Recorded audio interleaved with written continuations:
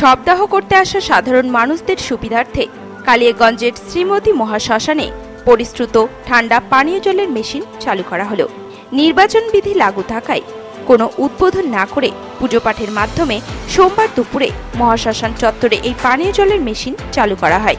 এদিন উপস্থিত ছিলেন কালিয়াগঞ্জ পৌরসভার পৌরপ্রধান রামনিবাস সাহা, 4 নম্বর ওয়ার্ডের পৌর কাউন্সিলর মনোজ সরকার প্রমুখ। এ বিষয়ে কালিয়াগঞ্জ পৌরসভার পৌরপ্রধান রামনিবাস সাহা জানান, এক সহৃদয় ব্যক্তি শ্মশান যাত্রীদের জলকষ্ট দূর করতেই এই ঠান্ডা পানীয় জলের মেশিন দান করেছিলেন। এদিন সেই পানীয় জলের মেশিন চালু করা হলো। শ্মশানকে নতুনভাবে সাজানোর উদ্দেশ্যে যে আমরা এবং আমাদের যে শ্মশান কমিটি একটা উদ্যোগ নিয়েছে, তার মধ্যেই এক সজ্জন ব্যক্তি এই জলের জন্য উনি করে দিয়েছেন। সেটা আমরা মানুষের জল খাওয়ার জন্য, শ্মশানবাসীর জল খাওয়ার জন্য যে একটা পিউরিফাই মেশিন বসানো হলো, সেটারই আজকে চালু করে দেওয়া হলো। এখানে তো এমনি জলের কষ্ট দেখা যায়। হ্যাঁ, জলের কষ্ট দেখা যায়, তার জন্যই এটা করা হলো।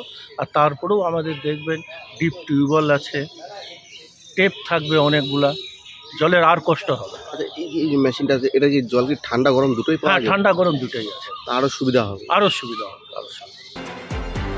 কালিয়াগঞ্জ থেকে বিশেষ প্রতিবেদন, নিউজ টুডে।